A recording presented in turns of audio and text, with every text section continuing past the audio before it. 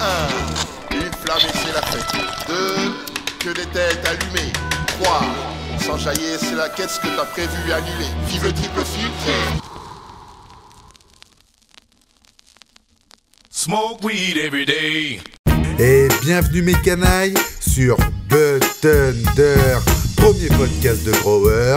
Et c'est toujours ton gars sur Mr Green qui te présente ce podcast. Donc, ce que je vous propose mes canailles, c'est qu'on parle de la saison 2025 en outdoor parce qu'on a vu plein de choses et il y a même des canailles du Discord qui sont venus à la maison et dans les champs en plein développement. Reste à l'affût car en 1 heure, il va avoir un maximum de tips. Mais avant de commencer un podcast comme il se doit, nous avons notre fameux disclaimer destiné surtout à nos chers amis mineurs.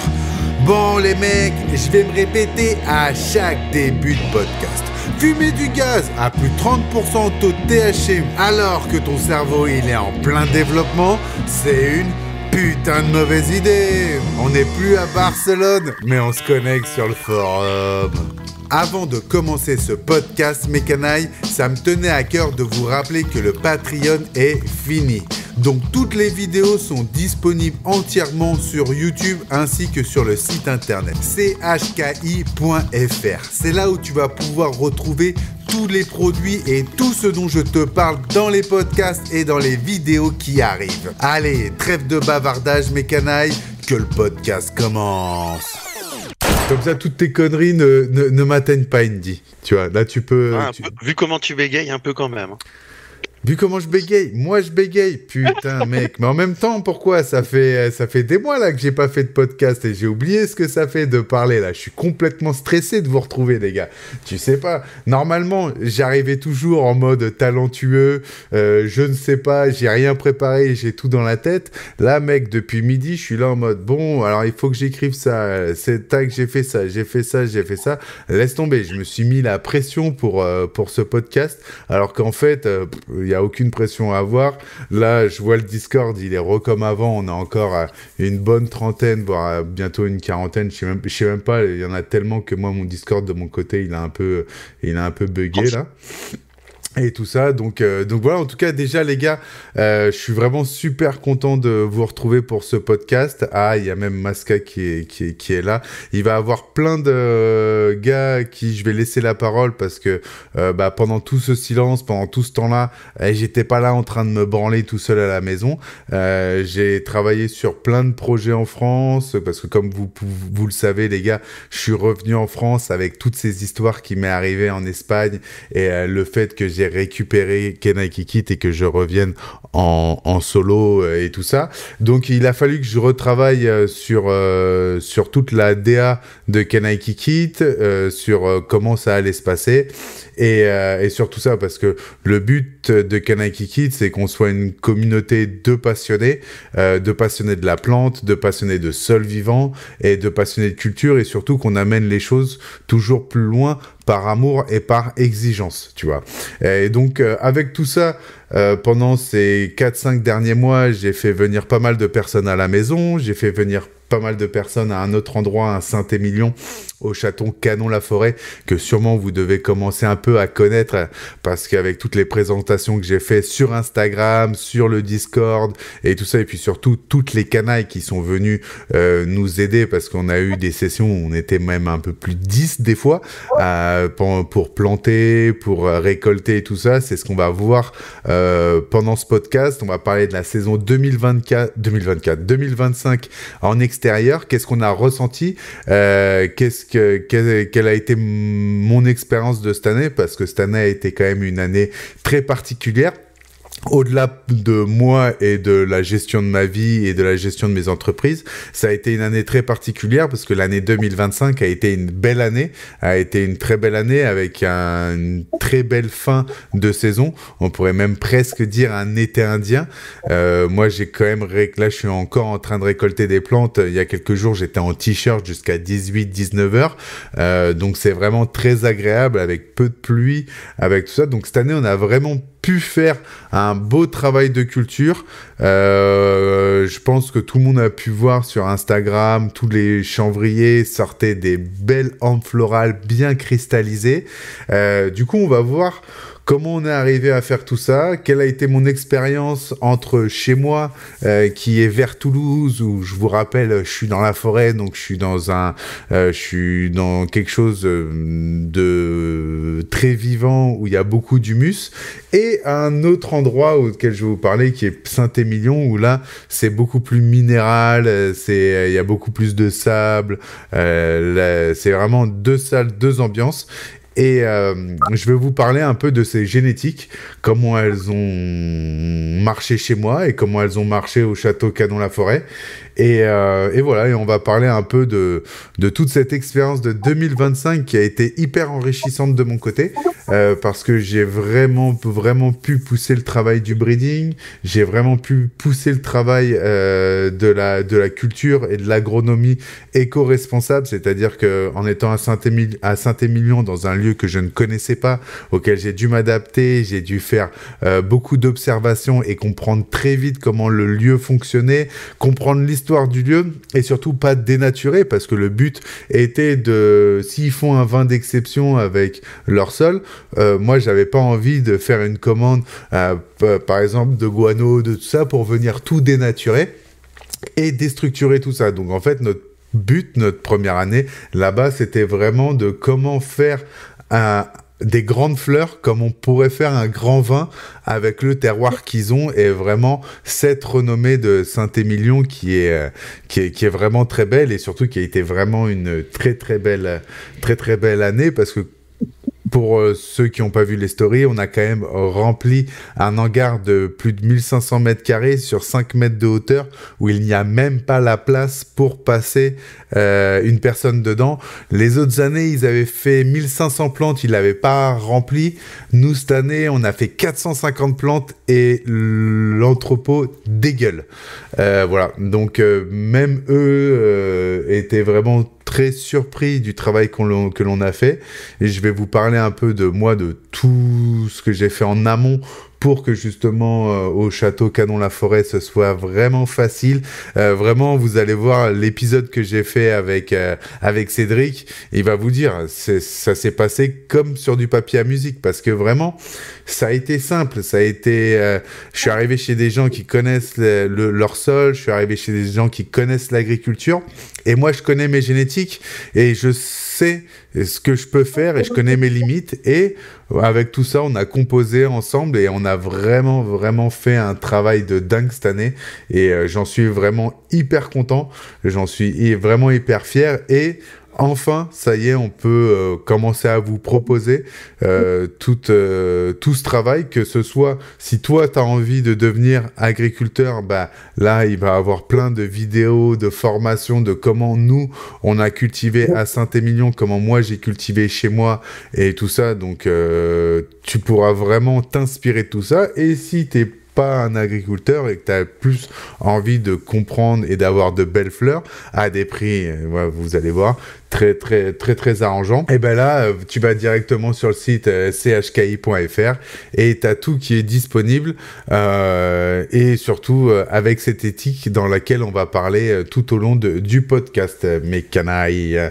Donc voilà, donc déjà je vois qu'il y en a de plus en plus encore à se réunir sur le chat, et je vois que le chat est bien animé, donc ça me fait plaisir de retrouver ce Discord un peu en folie, les gars, parce qu'on va pas se mentir, après ces petits coups de mou, on était revenu sur un petit calme, mais bon, les gars, faut toujours se méfier du calme, parce que comme on dit, avant le calme, ou non, c'est après le calme vient la tempête. Enfin, vous avez compris, on s'est compris. Le dicton était mal dit, mais le fond, on s'est compris, les gars.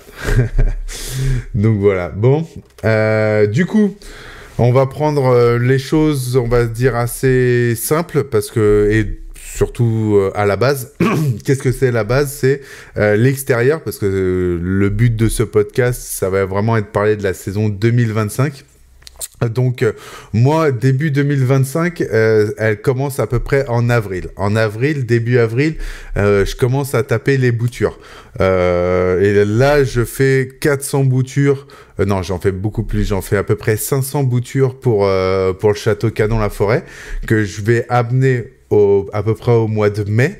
Donc, je les garde à peu près le temps qu'elles fassent les boutures, sortent de la pomponnière. Chez moi, je les fais jamais sortir avant 16-17 jours, parce que j'aime bien quand elles ont des belles racines, que les plantes commencent un peu à se développer, que j'ai complètement retiré les cloches, et que voilà, c'est des plantes c'est des petites plantes, quoi. Du coup, là, je commence à les sortir. On est mi-avril. Je les passe dans des petits godets qui font souvent moins d'1 litre. Et là, je les fais forcer un peu. Pourquoi ? Parce que j'ai envie que quand elles arrivent au château Canon-la-Forêt, je veux que quand Cédric il ouvre, eh ben il y a une explosion de racines. Tu sais, genre je veux que dès qu'il ouvre le truc, il fait waouh, trop bien, tu vois. On voit tout ce réseau racinaire, tous ces rhizomes qui nous font tant plaisir et qu'on aime avoir bien blanc, bien joli. Et tu sais que quand tu mets ça dans un nouveau sol, eh ben c'est reparti. Et là, du coup, on est début mai. Début mai, j'arrive chez lui. On plante pas directement dans le champ. Là où on fait sécher, on met plusieurs lampes 1000 watts Lumatech en LED, et là on rempote un peu plus de 400 plantes, les 400 plus belles, parce que comme dans les 500 plantes, il y a toujours des petites pertes. J'ai fait 500 boutures, mais il n'y en a pas 500 plantes qui sont sorties de là. Sur ces 500 plantes, il y en a, je crois, 455, 456, il y a un truc comme ça, un peu plus de 450 dans mes souvenirs, qui en sont sortis. Et de là, on en a perdu une petite dizaine, et je sais qu'on est arrivé à peu près à 450, tu vois. On en a perdu une petite dizaine au moment du rempotage, au moment du transport et tout ça, parce que, voilà, c'est toutes ces génétiques-là, je les ai amenées personnellement, et on les a rempotées avec mes petites mains pleines de doigts et toute l'énergie qu'il y avait aussi à ce moment-là au château. À ce moment-là au château, j'avais pas encore appelé les canailles, parce que 450 plantes dans des petits godets, dans des pots de 11 litres, franchement, pour moi, en 2-3 jours, à 2-3 personnes, ça se fait.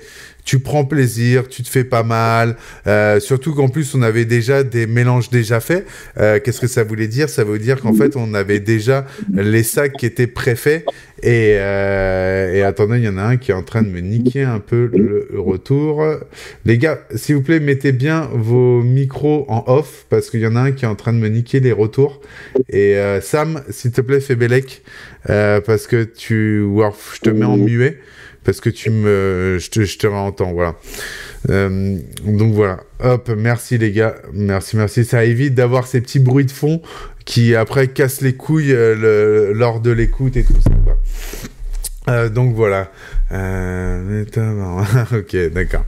Non, excusez-moi, parce que je reçois des messages en même temps et tout ça, quoi. Donc voilà, où j'en étais. Du coup, voilà, on en était au moment où on rempote. Du coup, on rempote dans ces godets qui font moins de 1 litre dans des pots de 11 litres. Et là, on place à peu près un peu moins de 400 plantes, parce qu'à ce moment-là, on se rend compte qu'en fait, la place, elle est juste, tu vois. Donc, qu'est-ce qu'on fait ? À ce moment-là, on va acheter une serre un peu en express. Vous allez voir, d'ailleurs, je vais vous sortir une vidéo sur ça, ou comment faire des light dep. Excusez-moi, sur la vidéo, j'ai acheté une serre Amazon à peu près à 150 €. Un peu moins de 150 €, et je vous montre dedans comment on cultive tout au long de l'année. En extérieur, et surtout, moi, cette année, ça a vraiment été cette découverte du light dep qui a un peu changé ma façon de cultiver, mais on verra tout au long du podcast pourquoi j'ai vraiment apprécié cette façon de cultiver.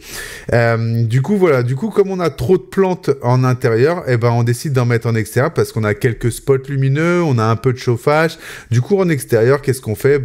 On se cale avec le soleil. Du coup, je mets un minuteur à peu près à 6h du matin, je lui fais faire 18 heures de jour, et je le fais couper au moment où il y a la nuit, et on balance les chauffages chauffage, on balance tout ça.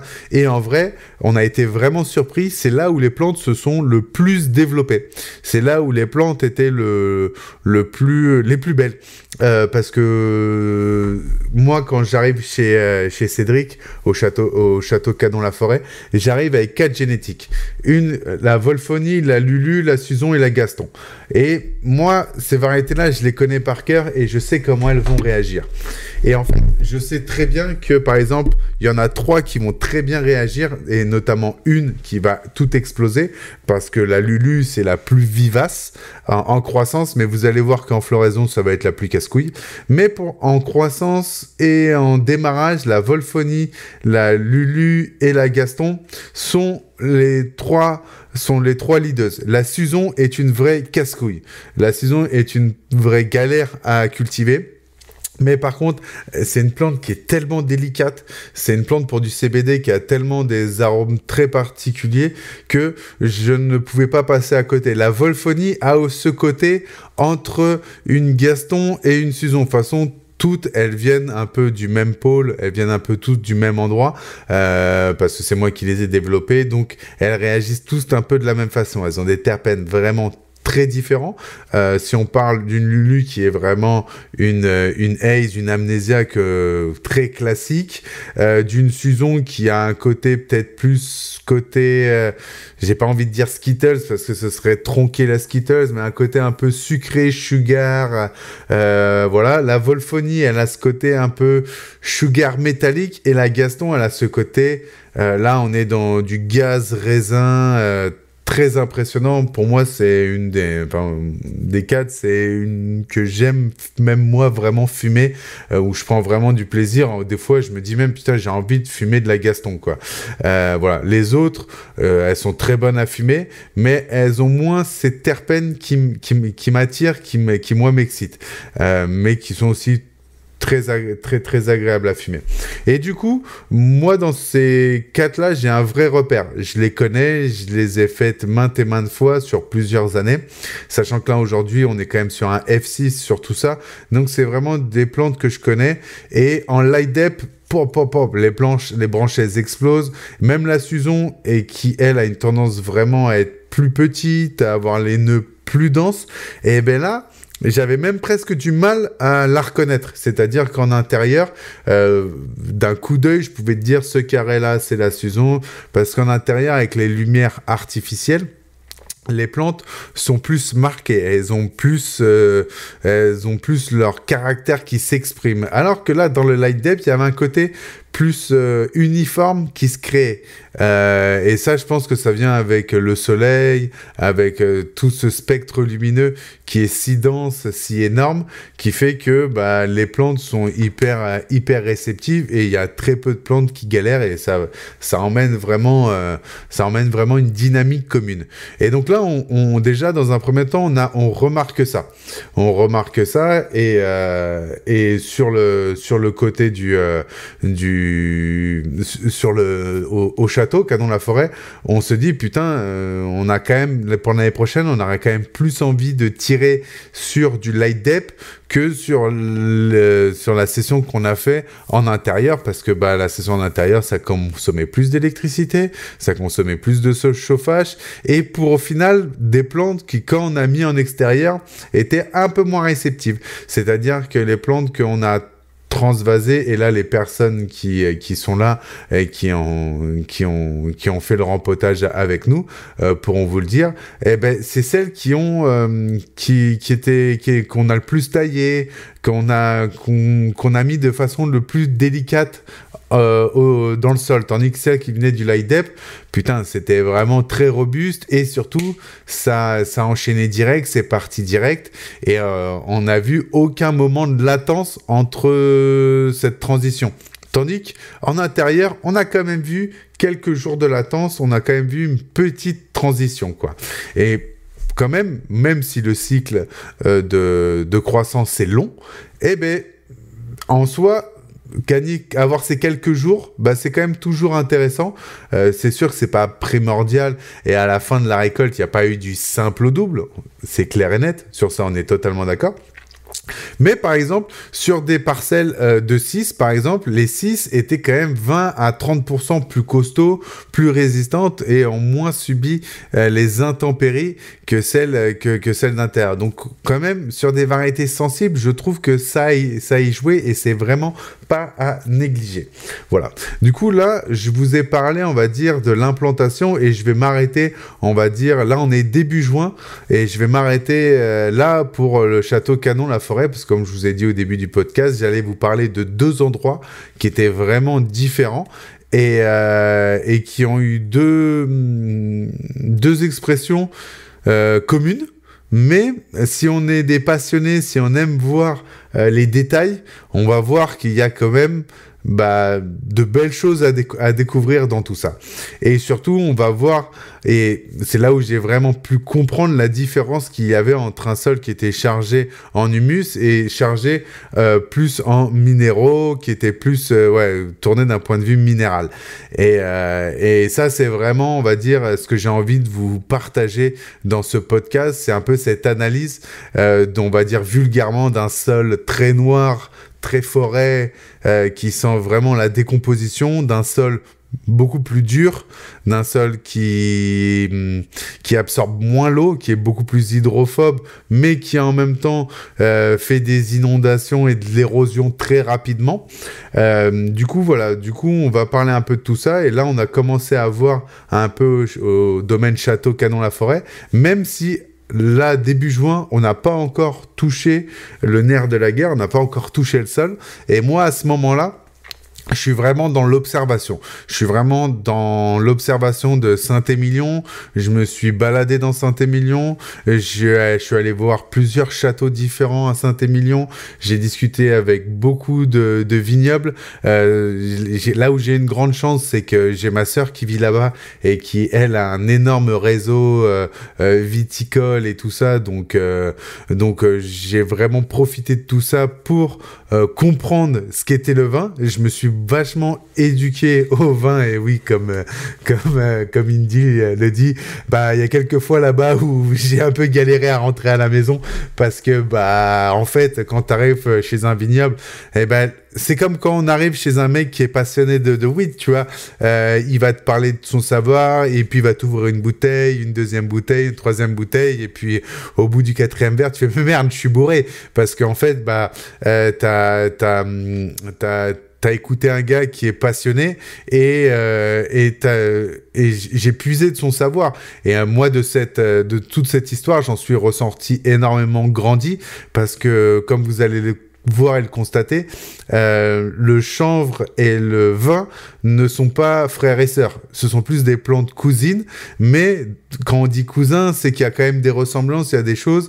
Et d'être avec des vignerons, d'être avec des sommeliers, j'ai pu avoir une vision différente que je ne connaissais pas et qui a été extrêmement intéressante. Et c'est vraiment ce que j'ai envie de vous partager dans Can I Kick It. Et c'est ce qu'on va distiller au fur et à mesure de tous les épisodes parce que là, il y en a eu, j'ai eu à peu près 10 mois passés là-bas où il s'est passé énormément de choses, où moi j'ai énormément évolué. Au-delà de toutes mes histoires en Espagne et tout ça, que je mets totalement de côté, là, moi, la personne que je suis, le cultivateur que je suis, a encore trouvé d'autres étapes, franchi d'autres étapes, et je pense que je m'améliore de plus en plus. De toute façon, je pense que je m'améliorerai toujours parce que je suis toujours dans une recherche de plus, de comprendre plus, d'essayer de faire le maximum pour avoir toujours un produit le plus qualitatif possible. Je me repose rarement sur mes lauriers quand ça commence à casser des pochons, quand ça commence à casser des nez. C'est cool, mais faut continuer, on lâche pas l'affaire, tu vois. Et voilà. Donc revenons un peu plus à la maison là du coup. Là on va partir de la Gironde et on va plutôt arriver en Occitanie. Là où je suis, dans le sud de Toulouse, donc à la frontière de l'Ariège, parce qu'en face de chez moi, l'agriculteur qui est en face de chez moi est dans le 09. Donc quand les gars, je vous dis, je suis à la frontière de l'Ariège, je suis vraiment pas en train de vous mentir. Je crois que même j'ai un bout de terrain qui est en Ariège. Donc bref, Revenons aux fondamentaux. Du coup, chez moi, je repars sur mes 4 génétiques principaux, mais je lance énormément de graines. J'ai lancé près de 500 graines en tout pour chercher des phénos et bah, pour ceux qui ont suivi un peu mes stories, tout ça et tout, ça a été une très très belle chose parce que dans ces 500 pieds, on a trouvé je dis on parce que bah, c'est toute l'équipe qui est à la maison, vous en saurez un peu plus prochainement parce que voilà, me déplacer à Saint-Émilion, faire les trucs à droite, à gauche et tout ça, bah, j'ai quand même dû avoir un peu d'aide, donc à la maison on est 3 et vous les découvrirez petit à petit dans les épisodes de Can I Kick It? Et voilà, donc du coup à nous 3 on se lance dans ce gros phéno-hunting et dans ce gros phéno-hunting je veux le faire en light dep, c'est-à-dire que moi la session Phéno Finder je veux que elle soit finie dernier carat, on goûte tout en août quoi. Donc du coup bah j'achète des serres, je balance tout en pot de 10 litres et là je fais mon petit mélange comme je sais bien faire avec des Meter System et tout ça. Et le problème que je me rends compte, c'est que je me fais baiser par la personne qui me livre la terre. Je lui demande la terre végétale et tout ça et là elle me sort une terre... C'était du plomb quoi, tu vois, argileuse au possible, il y a rien qui pénètre et tout ça, donc là je me retrouve dans une merde monumentale parce qu'en plus je la paye au poids et je la paye pas au volume, donc là inutile de te dire que j'ai pas assez de volume, je suis vraiment dans la merde et avec toutes les histoires qui me sont arrivées, je n'ai pas un sou en poche et tout l'oseille que j'ai mis, je l'ai déjà dépensé. Et il n'y a pas moyen de faire machine arrière, sachant que j'appelle le gars, je dis mec, on n'est pas d'accord. Moi, je t'ai parlé d'une terre, tu vois, une terre végétale. Là, on n'est pas du tout sur une terre végétale. Et lui, il me raconte que si, alors qu'on est plus sur une terre de fin de chantier qu'autre chose, quoi. Et donc de là, on commence un peu à tamiser toute cette terre, à l'aérer, à racheter de la perlite, parce que heureusement, les sacs de perlite, tu vois, genre les 100 litres, t'en as pour 15 balles. Et tout ça, donc voilà, on va en forêt, on va chercher des copeaux de bois qu'on commence à broyer pour essayer de tricher, de faire en sorte avec cette terre qui n'est vraiment pas du tout faite. Mais les gars, moi je suis une canaille. C'est pas parce que j'ai pas les bons outils que je vais pas arriver à faire ce que je veux. Et il y a toujours un moyen de procéder, il y a toujours un moyen de faire. Faut juste à ce moment-là pas paniquer, réfléchir et voilà, observer son environnement, savoir où est-ce qu'on est. Là, j'avais quelque chose de très argileux. Moi, chez moi, je suis à la forêt, je suis rempli d'humus, je suis rempli de tout ça. Bon, bah voilà, il y a plus qu'à faire. On sait comment faire. On a fait des IMO de plusieurs types de groupes pour vraiment recoloniser tout ça. J'ai fait beaucoup de fermentation, j'ai fait beaucoup de TCO, j'ai acheté des cuves de 1000 litres spécialement pour faire des thés, pour justement, tu vois, essayer de récupérer un peu tout ça, parce que moi, à la base, ces cuves devaient plus être là pour stocker l'eau en mode juillet-août. On s'est dit, bon, bah, nique sa mère, on va les passer en TCO, parce qu'à partir du moment où on fait un TCO, il y a une vie bactériologique qui se met à l'intérieur et elles peuvent plus vraiment être utilisées pour cuves à stocker l'eau classique, quoi. Donc voilà, donc on se réadapte avec tout le matos qu'on a investi, tout le matos qu'on a sur place, tout ce qu'on a, il n'y a pas le choix. Et franchement, on se démerde vraiment plutôt bien, parce que dès qu'on implante les plantes, boum, tout explose, on part très très vite, début juin, on part au moment où à Saint-Émilion, on met dans le champ. Moi, chez moi, j'ai quasiment la moitié qui part en floraison, donc là, je suis dans des serres, on occulte tous les soirs, donc il y a plusieurs styles d'occultation. Moi, c'est simple, j'ai choisi l'occultation, je commençais à 18h et on l'ouvrait à 23h à peu près. Et comme ça me faisait 6h du matin, 18h, donc 12-12. Et je choisissais ça, pourquoi alors c'est chiant parce qu'on doit 2 fois débâcher et on peut pas se coucher avant 11h30, minuit. Et ça, on le fait ça tous les jours manuellement, donc c'est vraiment une prise de tête, et c'est pour ça que je peux pas être aussi tout seul à la culture et il me faut de l'aide, hein, parce que voilà, gérer en tout entre Saint-Émilion et là, je pense qu'il y avait 1500 plantes en tout, tu vois. Donc dire que j'ai fait ça tout seul, ce serait dire que je suis vraiment qu'un enculé et qui essaye de me tirer la couverture pour soi, et alors que pas du tout. Moi, j'ai été plus on va dire dans toute cette symphonie, j'ai plutôt été le maître d'orchestre et j'ai avec moi de très très très très très bons musiciens, et donc là pour ça on a fait un travail de fou, parce que dès début juin, boum boum boum, on a 4 serres qui part, 4 serres de 3 mètres de large sur 4 mètres de long qui part en floraison.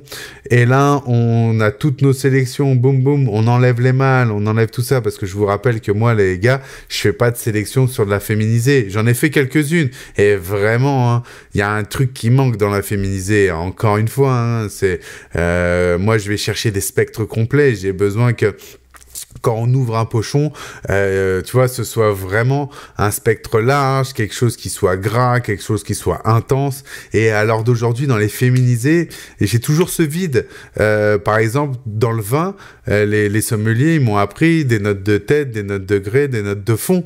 Et par exemple, il y a des notes de tête, mais les notes de creux, je les sens pas. Je ne sens pas les notes de creux dans les féminisés. Et après, il y en a des très bonnes, hein. Il y en a des très bonnes. Mais je trouve qu'elles ont toujours ce petit manque de caractère, ce petit truc qui, aujourd'hui, j'arrive plus à mettre le doigt dessus en ayant échangé avec des sommeliers. Et même moi, je leur ai ramené des fleurs féminisées et non féminisées. Je peux vous dire que les mecs qui ont du nez, les mecs qui comprennent les palettes gustatives, 90% des féminisés, ils te les mettent de côté. Et donc voilà, et donc moi je suis dans cette dynamique-là à la maison je veux trouver des phénos, je veux trouver quelque chose qui me plaît, et donc pour ça je mets toutes mes chances de côté. Le sol, même si on m'a livré une terre de merde, rien à foutre, des œufs de lin pour les changer en caviar. T'inquiète pas, ça va passer, mon Jo. Et c'est passé. Et là, on a fait un super travail. On a tous super bien retravaillé. On a fait ça un peu à la main. On a fait ça un peu à la bétonnière. On a utilisé un peu tous les styles. D'ailleurs, là, justement, Roman. Putain, Roman, voilà. Roman, c'est toi qui t'es occupé de tout ça. Viens nous parler un peu de tout ça. Allez, je te laisse un peu parler. Du coup, les gars, je vous présente Roman, qui est une jeune canaille que j'adore. Le gars, s'il y a des filles qui nous écoutent, on le met en première page de notre calendrier, parce que les gars, il a des abdos, on peut rien faire. On avait tellement le seum qu'on l'a mis à la bétonnière au soleil. On était non, mec, si t'as des abdos comme ça, crois-moi, tu vas en chier. Hein. Comment tu vas, mon Roman? Ça va impeccable. Hein. J'espère que vous aussi, tout le monde va bien. Écoute, ça a l'air bien. On est une chier là ce soir sur le Discord, un peu comme à l'ancienne quand tout allait bien. Hein. Donc j'ai l'impression qu'on est reparti comme en 40. Hein. Ça fait plaisir la reprise des podcasts. Ça fait plaisir. C'est ça. Ça faisait longtemps. Ouais, du coup, comment t'as vécu un peu ce moment-là avec moi à la maison et tout ça, toi? Mais du coup, franchement, moi, c'était une super expérience. J'ai vachement bien appris. Ouais. J'ai appris vachement de choses. C'était vachement intéressant. C'est vrai que pour l'implantation. C'est vrai qu'avec toi, on se faisait des journées d'enculés. On commençait à 8h, on terminait vers 2h du mat. Et dès qu'on se posait sur un canapé, on s'endormait. Ah putain. Et tu te rappelles de ça? On s'endormait sur les chaises, frère. Ça me dormait partout. À coup de dab. C'est ça. Ouais, entre le manque de sommeil, les dabs, les ouinges et tout ça. Enfin bon. Heureusement. Franchement, après, sinon, on s'est vraiment régalé. Bonne ambiance. On a bien rigolé. Ouais, alors tu te rappelles à la maison, nous on reste des canailles, hein, on travaille fort, mais on rigole fort aussi, on est quand même, on est quand même dans une bonne ambiance. Enfin, après je vais donner la parole à Groot, à pas mal de gars qui étaient là à Saint-Émilion, mais que ce soit à la maison ou à Saint-Émilion, je pense qu'il y a toujours cette ambiance de canaille. Oui, c'est ça, c'est les canailles après. Voilà, c'est ça, moi je suis un petit voyou, donc on va toujours aller chercher les petites blagues, les petites taquineries à droite à gauche, tu vois, genre toi quand tu nous as soulevé le t-shirt, franchement, gros, je suis encore choqué à l'heure d'aujourd'hui, tu vois. Donc voilà, quoi, tu vois. Et non, c'était vraiment cool. Et moi, j'ai un bête de souvenir de toi avec le Bob en train de charger les trucs à l'appel, en train de s'écouter des gros sons américains et tout ça et tout, tu vois. Et voilà. Et du coup... tu peux nous dire un peu ce que toi t'as fait quand on a reçu cette terre de merde un peu. Toi, qu'est-ce que t'as ressenti un peu dans tout ça? Parce que cette terre a éclaté, tu l'as eu entre les mains. Ouais, parce que du coup, c'était une terre qui était vachement... une terre plus que lourde, quoi. Ah putain, ouais. C'était vraiment pas aéré, pas comme pas... C'est une terre qui est vachement lourde, du coup, on a dû vachement l'aérer. Ouais. L'aérer, rajouter quelques amendements aussi. On a rajouté pas mal d'amendements, on a rajouté pas mal de zéolite, de la verre de farine. Du guano. Ouais, on a mis pas mal de guano. C'est ça, guano gali par-dessus. Eh, le roman, il se souvient de tout, hein. On le dit pas comme ça, le roman. Hein. T'inquiète. C'est cool. Et t'as pris... et du coup, toi, à la sortie de cette session, est-ce que t'étais plus à l'aise avec les sols vivants parce que moi, dans mes souvenirs, et dis-moi si je me trompe, après d'être arrivé à la maison, t'as eu ton expérience personnelle chez toi. Est-ce que tu as vu un changement là-dedans? Et est-ce que tu peux nous dire qu'est-ce qui a changé chez toi? Ah ben franchement, même un peu au niveau du style de culture, enfin pas du style de culture, mais de la vision. Ouais. Maintenant, du coup, comme on a fait chez toi aussi, tu m'as appris à faire les fermentations aussi. Ah oui, c'est vrai qu'on a fait ça aussi. Tout. Ouais. Du coup, maintenant, après, là, je me le suis fait chez moi aussi. Même au niveau du sol vivant, j'ai aussi bien mieux comprendre quand même comment ça marchait, un peu comment c'était fait, quoi. Et ça t'a plus rassuré, quoi. Ouais, mais ça m'a permis de comprendre un peu ce que je faisais quand même. Ok. Ben, c'est cool. Ouais, moi, je me souviens, tu me posais énormément de questions. J'espère que j'ai répondu un peu à tout, à tout. Et même si on était dans le jus, même si moi, je sais que des fois, je me tape des coups de sang où je suis là en mode, allez les gars, il faut que, hein, on y va. Parce qu'à un moment, il faut rouler des ouinges. Donc, il y a un moment, il faut soulever de la terre, tu vois. Et voilà, quoi. Non, mais ben, c'est cool. Et moi, de ce que je me souviens, on a fait les ferments, mais on n'a pas récolté les ferments qui puaient. Donc, tu connais pas encore les autres. Si, mais parce que j'étais revenu après. Ah, putain. J'étais revenu et on l'avait fait. Et on avait fait les ferments. Et alors, tu peux... une odeur. Mais franchement, on était... Il y avait, je sais pas, Riri, il devait être quoi? Il devait être dans la maison. Il est sorti, il a senti, mais mec, ça sentait le trou de balle dans la maison. Tu l'as fait dans le jardin, à peut-être 30 mètres de la maison, mec. Moi, je me rappelle qu'à un moment, j'étais en train de manger, frère, et j'étais là, je dis, mais c'est quoi cette odeur de merde? C'est quoi cette... puait la mort. Et à un moment, je fais, ah ouais, non mais... C'est vrai, là, on est en train de faire les ferments et tout ça et tout. Et là, je descends et là, je te vois en mode bagnard et tout ça. J'étais, ah ouais, c'est dur. Et t'as vu comment ça colle à la peau? T'as vu comment ça te colle aux vêtements? L'odeur, elle reste en plus. Non, mais c'est une dinguerie. C'est un truc de fou. Ça, c'est un truc de fou. J'avais fait chez moi la dernière fois, je me suis renversé sur le bras. Wow. Pendant 2 jours, je puais la fermentation. Mec, tu te coupes le bras. Moi, mais laisse tomber. Je pense que je te l'ai raconté cette histoire, mais je vais la partager avec vous, les gars.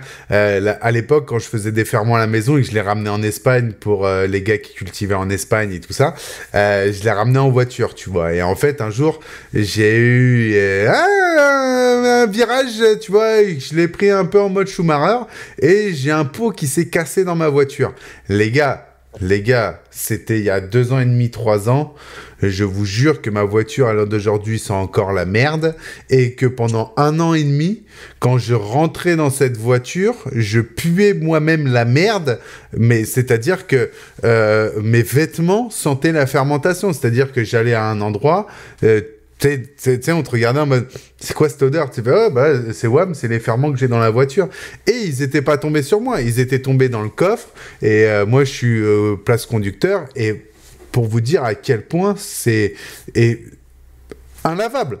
Je l'ai lavé tout seul. J'ai mis 500 € dans un mec qui faisait un nettoyage professionnel.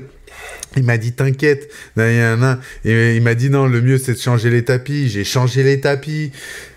Non, ça sentait tout le temps la merde, et ça sent encore la merde. Hein.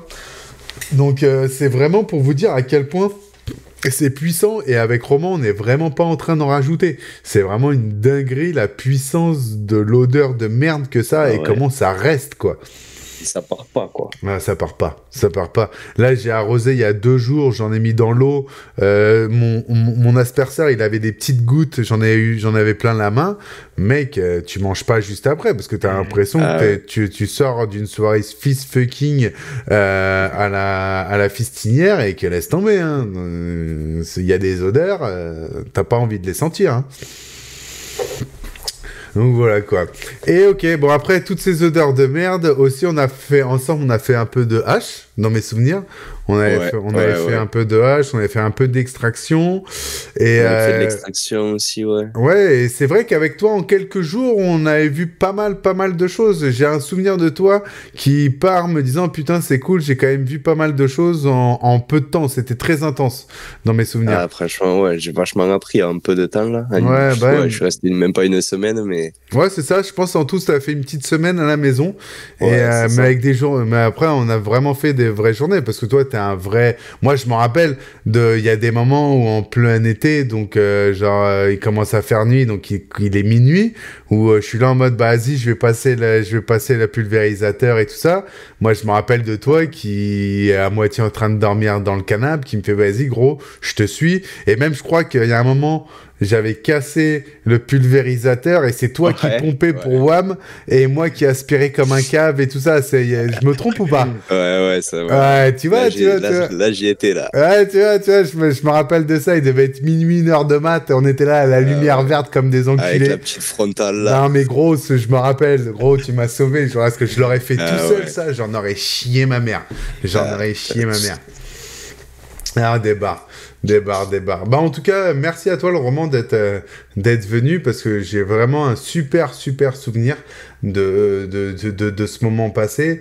Et surtout, bah, là, maintenant, faut que tu passes dans pas longtemps, parce qu'on a de belles choses à goûter. Ah, bah on a pas mal de belles choses à faire, parce que le premier Light Dep s'est très bien passé. Du coup, je reviens un peu au podcast de tout ce qu'on s'était dit, parce que toi, du coup, t'as vu l'implantation du premier Light Dep. Ouais, ça, on a fait l'implantation, et après, moi, je suis pas revenu. Voilà, c'est ça. Du coup, franchement, ça s'est super bien passé. On a trouvé une cheese CBD, mec, avec Riri. Ah ouais. On est choqués, franchement. Ah ouais. Mais en fait, nous, on l'a fumé avec plus que du plaisir. Vraiment, c'était une plante qu'on allait chercher par nous-mêmes. Moi, je l'ai envoyé à des potes, je l'ai même envoyé à testeur de CBD qui, lui, a récupéré de la vraie UK cheese et qui l'a mis à côté et j'ai un vocal de lui en me disant, mec, c'est choquant à quel point c'est ressemblant, et pour du CBD, c'est vraiment lunaire, quoi, tu vois. Voilà, ouais, donc vraiment dans tous ces clones, parce que toi, tu les as vus, t'étais avec nous quand on te rappelle. Mais moi je l'avais vu, c'était de l'intérieur. Après. Ouais, c'était. Elle venait on les avait fait germer en intérieur, tout ça et tout. On les avait fait partir en intérieur. Chez moi aussi, c'était comme un Saint-Émilion, ça passait en intérieur, mais sauf que à la maison, pour moi, on avait mis tout en extérieur vers mi-mai. Vers mi-mai, un truc comme ça, pour qu'on puisse commencer plus tôt, puis que je puisse commencer le Light Dep plus tôt, et puis surtout que je peux pas être partout, parce que je me rappelle qu'on avait commencé ça, et après on était allé à Saint-Émilion, et après j'avais terminé à la maison. Et c'était pour ça que t'étais venu 2 fois et tout ça. Ouais, c'est ça. Ok, putain, génial. En tout cas, vraiment, j'ai un super souvenir. Mais moi aussi, franchement. Tu vois, quand je pense 2025, quand je te revois à la maison, quand je revois le VDXT aussi qui était là, qui lui c'est une machine de guerre. Hein. Lui, le VDXT, si tu nous entends, mec, mais gros big up à toi. Hein. Genre, vraiment, on te veut dans la team tout le temps aussi. Hein. Tu fais vraiment partie de ces canailles. Machine. Ah, machine de guerre. Lui, c'est le gars, tu le lèves à 3h du mat, tu lui dis, frère, il y a 500 pieds. Il est déjà en train de rouler son manche, tu vois, que t'as pas besoin de le chauffer, le gars, c'est trop un bon, tu vois. Et vraiment, hein, toutes les personnes, là, je parle des gens qui étaient à la maison, même si le VDXT a été à la maison et aussi à Saint-Émilion. Mais après, on va parler un peu avec les gars qui étaient au Château Canon-la-Forêt, parce que j'ai bien envie de savoir votre ressenti de ce que vous avez... comment vous l'avez vécu. Mais avant tout ça, j'aimerais terminer un peu ce cycle de la maison, parce que là, on est mai-juin, et comme ça, on continue un peu la suite logique de ces 2 parallèles de la saison 2025, et comme ça, on suit vraiment le déroulé de la saison mois par mois, et de tout ce qui se passe, quoi. Et de tout ça, du coup, avec tout ce qu'on a fait, avec le VDXT et notre roman, et puis les gars à la maison, on a vraiment fait un super travail de recherche, de phénotype dans du CBD. On a été extrêmement exigeant, c'est-à-dire que sur plus de 250 femelles, on en a retenu 4. Tu vois, donc vraiment, je peux vous dire que on a été, fut un temps, ça aurait été vu pour de la décapitation, tout ce qu'on a fait, mais ça a été dans les règles. Donc, pour l'instant, tout se passe bien. Et c'est pour ça que dans quelques mois, je vais commencer à vous proposer, par exemple, là, vous allez voir notamment la fake cheese. Fake cheese qui, pour moi, est le saint graal du CBD. Vraiment... elle a été comparée à des skunk gems qui étaient cultivés en intérieur et tout ça et tout. Là, on a vraiment fait un light depth d'extérieur, et franchement, l'extérieur n'avait rien à envier à l'intérieur. Donc là, on a hâte de voir ce que ça va donner en intérieur avec tous nos nouveaux protocoles et tout ça, parce que aussi, j'ai pas mal évolué dans la culture, parce que avec Saint-Émilion, j'ai vu ce que c'était un potentiel un peu plus minéralisé, et aujourd'hui, j'ai envie de me tourner vers un sol qui est un peu moins drainant, mais un peu plus minéral, un poil plus sablonneux, parce que, comme je vais vous expliquer au long de ce podcast, qui, je croyais allait durer 45 minutes, mais je crois qu'on est déjà à 40 minutes et quelques et tout, donc, les gars, ce sera encore un podcast d'une bonne heure. Je suis désolé. Chez les canailles, on ne sait pas faire autrement. Quand on a des choses à dire, on les dit, et surtout, on donne toujours un maximum de détails. Donc voilà. Donc on revient au truc. On est à la maison et on fait toute cette sélection dans les serres qui sont petites. On récolte tout ça, et moi, j'avais fait beaucoup de boutures, et dès que les plantes sont récoltées, boum, on rebalance en croissance tout ça. Donc je démode rien du tout, je coupe l'apex des plantes, j'enlève le maximum le tronc et le maximum de racines, et je viens réimplanter mes nouvelles boutures, et ça part. Et sur ça, franchement, on a fait des plantes qui étaient quasiment similaires à celles qu'on a récoltées fin juillet. Donc vraiment le double cycle LightDep a été validé et surtout bien fait cette année. Donc on a été vraiment très contents, et surtout si vous voulez respecter ce cycle-là, il faut vraiment commencer très tôt, début mai, faire partir très vite pour que début août, on puisse repartir en floraison avec des plantes qui vont partir dans un stretch immédiat. Voilà, et sur ça, dans ces cas-là, ces cycles partent bien. Et ça, c'était une partie de la maison. La deuxième partie de la maison, c'était des plantes plantées en pleine terre, où j'avais essayé de faire des petits grillages et rehausser les plantes de quelques centimètres. Et en fait, c'est avéré que de rehausser les plantes, de faire des bacs, en fait, c'est moins c'est moins bien que de les planter en pleine terre. Parce que tout simplement, qu'en juillet et en août, il fait une chaleur de fils de pute, qu'il n'y a plus d'eau, qu'il n'y a plus rien, et ben en fait, les plantes qui sont surélevées vont être beaucoup plus sensibles à la chaleur et surtout vont avoir un équilibre, leur équilibre argilo-humique va être vachement moins bien respecté. Parce que comme je les avais rehaussées de quasiment 60 cm, pour qu'elles aillent choper la roche-mère qui était bien profonde, et ben en fait, elles ont vachement plus galéré. Et en fait, ce que j'ai compris, c'est que même si le cannabis n'a pas de racines pivot, elle a des racines quand même très profondes et si elles peuvent tomber à 5-6 mètres de profondeur, voire même peut-être des fois plus, eh ben, ça garantit une fraîcheur, ça garantit beaucoup de choses qui sont vraiment optimales pour ces moments de sécheresse. Et moi, là où j'avais gardé toutes ces cuves pour faire des TCO, j'étais un peu emmerdé parce que là, il fallait que je mette de l'eau et des fois, je mettais de l'eau avec une vie bactériologique à l'intérieur que je n'avais pas forcément envie d'avoir. Et du coup, voilà. Du coup, les plantes rehaussées, tous les bacs et tout ça qui sont connectés directement à un sol profond, et je vais pas arrêter, mais je trouve que pour l'instant, aujourd'hui, en 2025, avec les temps comme on a eu cet été, c'est un peu une fausse bonne idée. À Saint-Émilion, on s'est mis en pleine terre et c'est vrai que même s'il passait dans le champ 16 000 litres, je répète bien, 16 000 litres d'eau par semaine, je peux vous dire qu'on était bien content qu'on ait un système racinaire bien développé, un gros paillage et tout ça, parce que je vous rappelle, mes canailles, que j'étais en sol vivant chez moi et là-bas, donc il y avait toujours un bon 80, le mec devient pas marseillais, un bon 30-40 cm de paillage implanté et une fois qu'il pleut, le paillage descend à 25-30 cm. Voilà. Et du coup, avec toutes ces techniques-là, moi, j'ai un deuxième cycle qui part.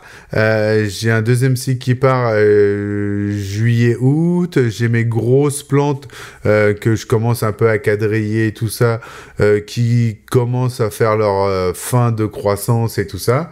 Et voilà. Du coup, là, on arrive vraiment un peu à cette transition de la croissance à la floraison. Et pour en revenir un peu à tout ça, j'aimerais qu'on parle un peu de l'expérience Saint-Émilion avec des personnes qui étaient là. Par exemple, j'aimerais bien donner la parole à... Alors, attends, il y a qui est là? Serato, il est parti. Il y a qui est encore là? Ah, tous les gars de Saint-Émilion, ils sont partis ou quoi? Ah, les enfoirés. Non, je suis là encore. Ah, non, il y a Dude. Il y a Dude qui est là. Il n'y a plus Groot? Et Groot, il est où? Je le vois pas, Groot. Il a dû partir aussi. Ouais, il a dû partir. Bon, alors toi, raconte-nous un peu ton expérience avec nous à Saint-Émilion. Toi, c'était plus en fin, t'es arrivé pour la fin, toi, t'es arrivé pour la récolte. Ah non, j'ai fait aussi la plantaison. J'ai resté qu'une journée. Ouais. Planté. Ouais. Il y avait le VDXT, je m'en rappelle. Ah oui, Chris, putain, c'est vrai, j'avais zappé que t'étais venu une journée. Mais toi, comme tu dors pas et tu manges pas avec nous, frère, hein, toi, t'es le sniper. Voilà. Ok. Et je pouvais pas autrement, c'est pour ça. Yep. Donc, voilà. Et du coup, on a planté, sur la première journée, au moins un bon tiers, je me rappelle. Ouais. La Lulu, Véran, je crois, voilà. C'est ça. Donc, franchement, sacrée plante, on a dire, des sacrées racines. Ouais. Voilà, je pense que ce qui nous a tous le plus étonné, tous les autres qui sont pas là, mais ils pourront en reparler, c'est la taille, en fait. Ah oui, c'est vrai que ça, vous m'en aviez tous parlé, ça. Ça avait choqué tout le monde, et même Cédric m'en parle encore. Une paire de feuilles, quoi. Ouais, c'est ça. En plus sur ça, je sais pas si tu te rappelles, on l'a filmé tout ça. Donc là, on va en parler. J'aimerais que tu me donnes un peu ton expérience et de qu'est-ce qui t'a choqué. Parce que moi, je me rappelle très bien de quand je vous ai montré tout ça. J'ai vu des yeux, j'ai vu des yeux de baleine chez tout le monde en me disant, mais t'es sûr, Green? Je t'ai acheté, oui, les gars, vous inquiétez pas, c'est normal.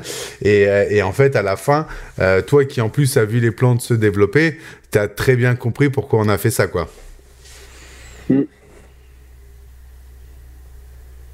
truc, ce qui est surtout impressionnant, c'est on voit quand même des plantes avec 4-5 branches qui partent, bien, pas mal de feuilles et tout. Bon, on se dit, on va défolier comme d'habitude, un petit peu, et on le fait naturellement. Et derrière, tu passes, on dit, mais les gars, il faut y aller, Franco, faut pas hésiter, etc. Vous allez voir, derrière, on fait ça, et ensuite, on filme. Ah ben, c'est-à-dire que quand moi je me rappelle, j'étais bon les gars, on va se mettre d'accord sur ce que c'est un effeuillage. Je dis parce que là, on est vraiment pas venu pour enfiler des perles. Oui, pourquoi c'est pas bien? Je dis mais les gars, là on est parti pour un massacre. Si vous me laissez ça comme ça, je dis Cédric, il va nous détester dans quelques semaines, dans quelques mois, parce que ça va... En fait, si on est... En fait, pour que les gens comprennent, on avait des plantes dans du 11 litres qui arrivaient à peu près à notre hanche. Et je dirais avec beaucoup de ramifications. Vous verrez sur les vidéos, c'était vraiment des plantules, tu vois, vraiment des belles petites plantes, tu vois. Et quand on a fini de les tailler et qu'on les a incorporées dans le champ et qu'on les a paillées, on ne les voyait quasiment plus. Je sais pas si tu es d'accord avec moi. C'est ça. Voilà. J'ai l'impression qu'il n'y avait que de la paille, quasiment. C'est ça, il y avait quasiment plus que de la paille. Et du coup, moi, en fait, moi, dans un premier temps, quand on a commencé à travailler avec les gars, parce qu'on était quand même une bonne dizaine, et j'avais envie de comprendre leur façon de cultiver, et comme ça aussi, moi, ça me faisait comprendre un peu ce que les gens en intérieur, ce que les gens, on va dire, dans des petits espaces et tout ça, avaient l'habitude de faire, et c'était une très bonne expérience, parce qu'en fait, vous avez fait un peu tous pareil. Qu'est-ce que vous m'avez fait ? Vous m'avez enlevé quelques nourricières et vraiment les départs d'en bas, quoi, tu vois. Et le problème, c'est qu'il restait 70% de la plante, tu vois. Alors que moi, c'était totalement l'inverse de ce que je voulais. Et je voulais qu'on enlève plus de 70% de la plante et qu'on en garde que 30% maximum. Et quand je dis 30%, les gars, je suis vraiment marseillais, hein, parce que pour moi, ça tourne plus aux alentours des 15-20%. Et en fait, ce qui s'est passé, c'est que moi, je suis arrivé, j'ai fait une pause un peu à tout le monde. J'ai dit, les gars, regardez ce que je vais faire, parce que là, pour l'instant, c'est pas du tout ça qu'il faut faire. Et au début, personne ne comprenait, et tout le monde, et même Cédric, hein, qui lui est vigneron, qui a quand même une belle expérience dans le champ, et il me dit là, Green, j'ai l'impression que tu glisses, les plantes on va les massacrer, pourquoi on fait ça alors qu'aujourd'hui on a déjà des belles plantes, pourquoi on repart un peu de zéro? Et en fait, c'est ce que je lui ai expliqué, ce que je vous ai expliqué, je disais, mais en fait là les gars, on est en avance, on est début juin, on a des plantes qui sont énormes déjà, donc qu'est-ce qu'on veut? Là, on veut structurer des monstres. Ce qu'on veut, c'est faire des trucs qui soient tellement robustes qu'en vrai, il y a quasiment même pas besoin de tuteurs pour les tenir. Et regarde, toi qui t'as vu, les plantes se sont quasiment toutes tenues par elles-mêmes, tu vois. Il y a eu très peu de grillage, il y a même pas eu de grillage, tu vois, cette année dans les plantes, quoi. Et pourquoi? C'est parce qu'au départ, qu'est-ce qu'on a fait? Eh ben, en fait, on a sélectionné les rameaux, les branches principales, les gros réseaux qu'on a favorisés. Du coup, ce qu'on a fait, c'est qu'on a enlevé toutes les secondaires de tous les réseaux. Et en fait, une plante où on pensait qu'il y avait 70 départs, alors qu'en fait, il n'y en avait que 3 départs. Du coup, en fait, on est passé de réellement 70 départs à 3 départs. Donc, on a quasiment tout cassé. Mais par contre, Après, ça nous a fait des monstres. On avait vraiment des... Et moi, par exemple, quand on les a... T'as vu quand on les a récoltés, c'était assez cool parce que on n'avait pas forcément besoin d'aller les chercher très profond dans le sol pour avoir des jolis départs à pouvoir pendre après, tu vois. On avait vraiment... Tu vois, on allait sectionner, aller maximum 3-4 branches pour récolter un pied en entier, tu vois. Et c'est ça qui est intéressant, c'est qu'en fait, en faisant cette taille du début, et ben en fait, on s'est fait gagner un nombre de temps pour la récolte, mais qui était lunaire, parce qu'on avait quand même un demi-hectare avec 450 plantes. Ça, faut le récolter aussi, tu vois. Et quand t'as une plante que, bah, en fait, tu peux pas vraiment récolter d'un coup, parce qu'en fait, il faut que tu la coupes en 15-20 fois, parce que t'as un nombre de départs hallucinant dès le départ, tu vois. Et ben là, pour moi, tu joues contre ton équipe. Donc là, à ce moment-là, comme Dudes vous dit, ben, ce qu'on a fait, c'est qu'on a vraiment tout taillé et on est parti sur juste bah, les deux nœuds de chaque branche, quoi. Hop là. Et avec ça, ça nous a permis d'avoir des belles plantes. Et Dudes, il les a vues même jusqu'à la fin. C'était des plantes qui étaient robustes. Alors oui, il y avait des branches cachées à droite, assis, voilà, parce que ça reste la nature et tout. Mais si on avait vraiment mis un grillage, si on avait vraiment mis des bonnes choses, je peux vous dire qu'il n'y aurait rien eu, et alors, rien à casser, quoi. Je tire 2-3 barres sur le spliff. Et voilà, quoi. Bon, du coup, toi, qu'est-ce que t'en as retiré un peu de cette expérience de Saint-Émilion, le Duze? Bah, déjà, première chose, la rencontre avec les canailles, quand même. Ok. Voilà. Parce que ça, c'était franchement le plus cool. Hein. Pouvoir échanger, discuter, aussi mettre des visages sur des pseudos. Ouais. C'est toujours sympa. Grave. Voilà. Après, aussi l'expérience, en fait, de pouvoir voir à cette échelle-là, on va dire, de A à Z jusqu'à la récolte, quand même, c'est assez impressionnant. Toi, tu parlais des pieds. Je sais que Cédric, à un moment donné, il a refait ça sur d'autres pieds et c'était encore plus structuré à la fin pour la récolte. Et même, des fois, certains, je sais pas si tu te rappelles, c'était des troncs. Oui. J'ai besoin de les couper et c'était direct, quoi. Ah ouais, bah ouais. Ça, c'était quand même assez impressionnant. T'inquiète, je me souviens bien, j'en ai bien chié dans le champ. T'inquiète, j'en ai bons souvenirs.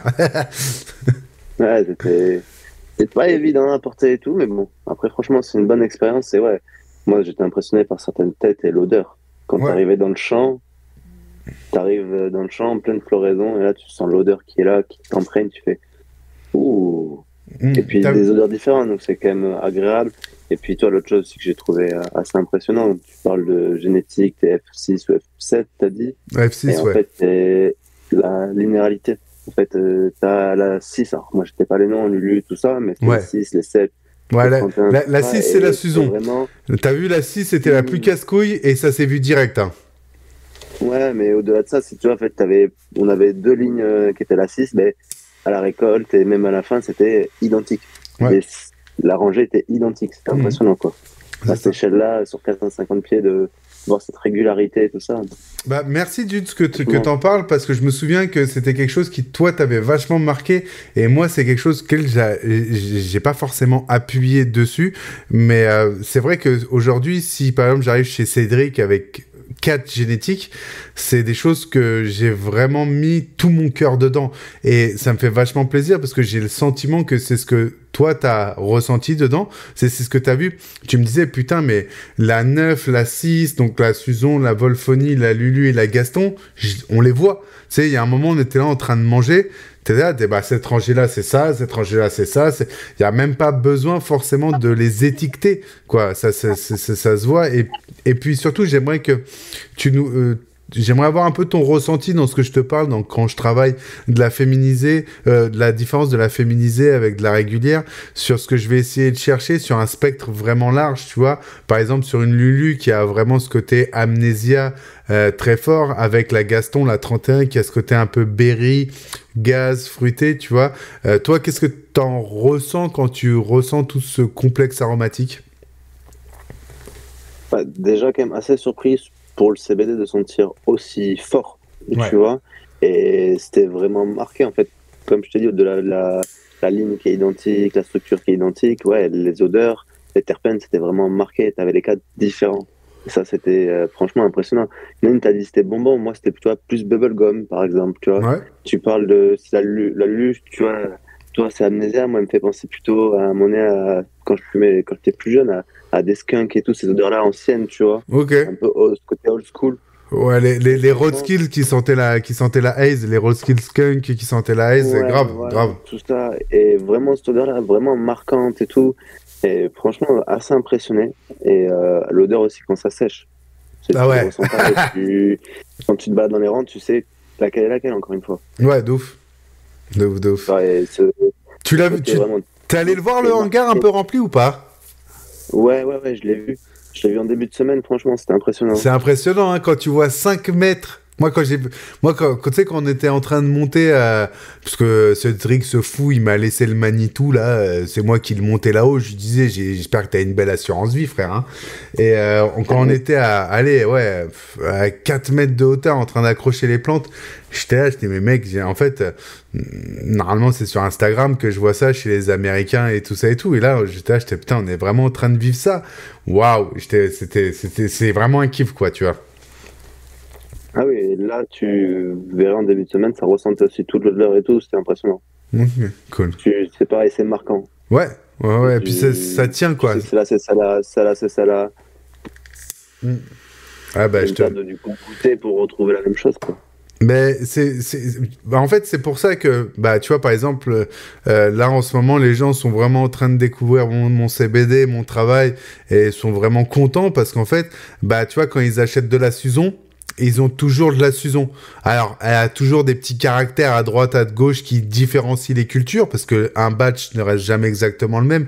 Quand tu es un fin connaisseur, tu arrives à voir les petites variantes, mais clairement, quand tu ouvres le pochon, tu sais où tu vas, tu sais ce qu'il en est et tu as cette régularité que l'on aime avoir et que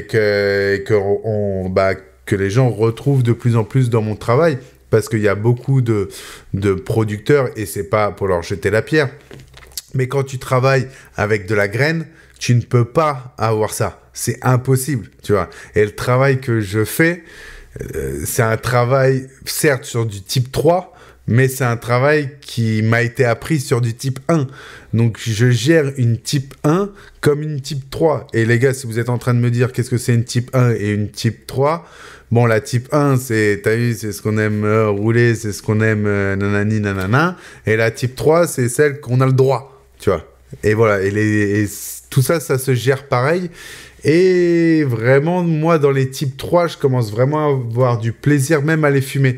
J'ai vraiment beaucoup de plaisir à les cultiver et à les développer parce que je trouve qu'ils commencent vraiment à avoir des génétiques intéressantes avec des profils terpéniques surprenants que même des fois, on n'arrive pas à avoir en THC.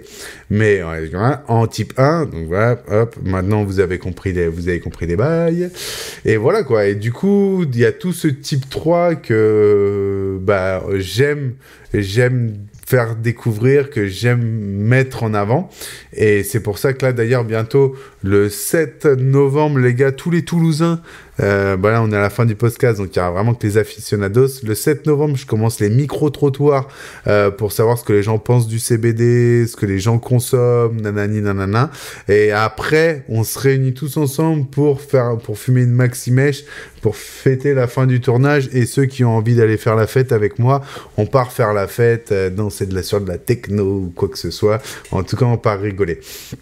Donc après cette petite aparté qui sera le 7 novembre et tout ça, il y a vraiment ce que Dudes disait, ce recherche de standards et de standing qu'on retrouve aujourd'hui chez très peu de personnes, chez très peu d'agriculteurs, parce qu'en fait, il faut avoir ce côté-là où on sait isoler les génomes, isoler les gènes et les reproduire comme il se doit. Et voilà. Et c'est ce que Dudes a vu en passant dans les champs. Et on va pas se mentir, c'est une belle petite fierté que l'on a aujourd'hui dans Canaiki Kids, c'est pouvoir proposer vraiment ce travail de passionnés et fait pour les passionnés, quoi. Donc voilà. Ah bah putain, c'est con parce qu'il y avait Nazca, il y avait tout le monde tout à l'heure et tout, et vas-y, putain, j'aurais pas donné la parole assez vite. Et ils se sont tous nachables. Ils avaient peur de parler, les gars. Ok, cool. Bah, en tout cas, merci, Dudes, pour ton retour, un peu de tout ça. J'espère que les prochaines fois, on te verra un peu plus, parce que j'ai un peu galéré à reconnaître qui t'étais, est-ce que ta voix, je l'avais pas forcément totalement en tête, et tout ça, mais sache que la prochaine fois, t'es obligé de grailler avec nous le soir. Parce que le midi, tu manges avec nous, mais le soir, tu manges pas. Ouais, je sais, mais t'inquiète. Cédric, il m'a fait la même réflexion, donc prochain coup, il n'y aura pas de... Ah bah Cédric, de toute façon, Cédric, il est pire que moi, parce que lui, quand tu lui dis non merci, je bois pas de vin, il te tend quand même un verre de vin, t'as pas le choix, donc... Ouais, je sais, t'inquiète. Moi qui ne bois pas beaucoup, j'ai déjà eu plusieurs fois un verre de rosé dans la main directement. Ah, bon, bah ok. C'est exactement... Ah bah en même temps, ouais. on est chez les vignerons, quoi. Et puis franchement, le travail qui a été fait, c'est vrai qu'il a été impressionnant. Moi, j'ai chapeau, on peut le dire aussi. Ah ouais, non mais big chapeau à Cédric, et vraiment, hein, comme je vous ai dit dans le début du podcast, hein, tout ça, je vous en parle de ce que j'ai fait, de ce que l'on a fait, mais avant tout, c'est une équipe. Avant tout, c'est de la passion. Et sachez que sans les gars du Discord, sans vous tous, sans Bilbo, mais vraiment, il n'y en a pas un, hein, il y en a tellement d'ailleurs que va falloir qu'on trouve un moyen de vous remercier et tout ça et tout, parce que les gars, vous avez été spontanés, vous êtes venus pour vivre une expérience. Moi, j'ai un nombre de sourires et un nombre de messages positifs qui est assez fou, et c'est pour ça aussi que j'ai eu un peu du mal à revenir faire les épisodes, revenir faire un peu tout ça, parce que je sentais qu'il y avait beaucoup de travail à faire et à accomplir, et que j'avais du mal à revenir sans que tout ça se soit fait, et j'avais envie de revenir avec un podcast qualitatif sur la culture et non sur les problèmes, sur les dramas et tout ça dont tout le monde en a rien à foutre, et franchement c'est clair.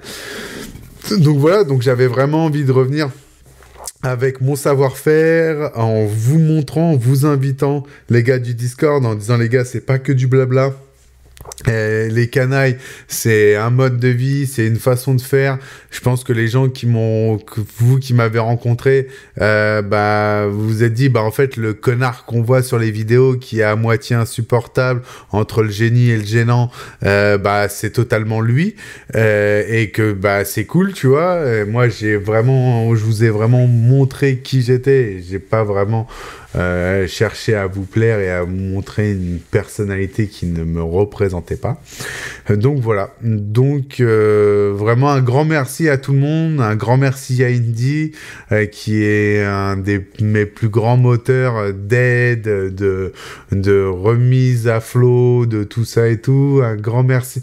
Voilà, vraiment un grand merci à vous, la communauté, de revenir, de faire confiance à ce projet-là, de faire tourner le site internet, parce que je vois que depuis que tous les épisodes sont mis à disposition, je vois que vous faites tourner énormément le site internet. N'oubliez pas que tout est aussi disponible sur YouTube. Il faut juste que vous alliez dans les playlists, et là vous allez voir ce que aujourd'hui, comme on a dû tout ranger et pour pas que ça foute le bordel dans les épisodes, il y a rien qui est référencé, mais tout est rangé dans la page. Donc les gars, allez direction playlist et tout est rangé. Un grand merci à Sku qui a sauvegardé tous les épisodes, qui a tout gardé pour moi, qui a vraiment fait un travail d'enculé.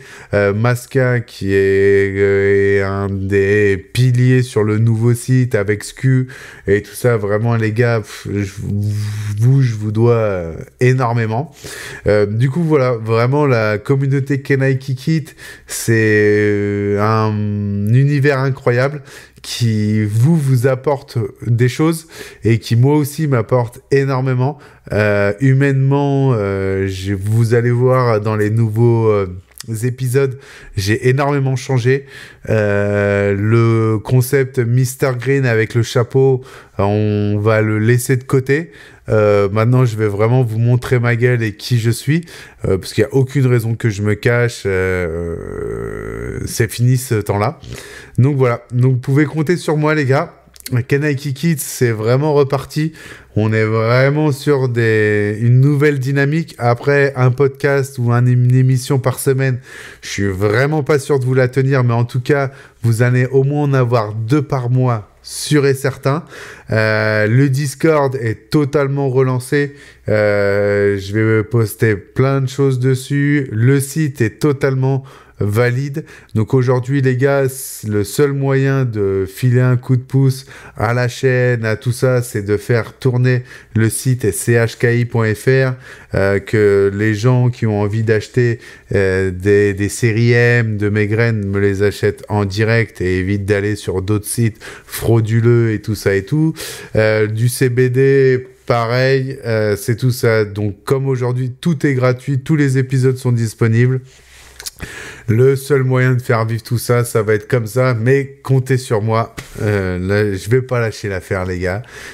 Et avec tout ça, on continue à discuter un peu sur le Discord, parce que j'ai pas terminé ma mèche et je vais la terminer avec vous. Mais ce podcast est totalement fini. On aura fait une bonne heure ensemble. J'étais vraiment heureux de vous retrouver, mes canailles. Et c'est Green.